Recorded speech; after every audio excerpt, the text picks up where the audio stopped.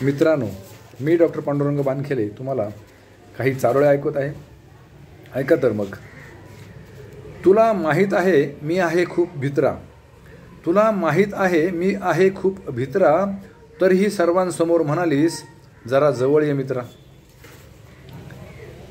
मला जेव्हा ओढत होतीस तू आपल्या जाळ्यात, मला जेव्हा ओढत होतीस तू आपल्या जाळ्यात, गुलमोहर बहरला होता तेव्हा तुझ्या डोळ्यात.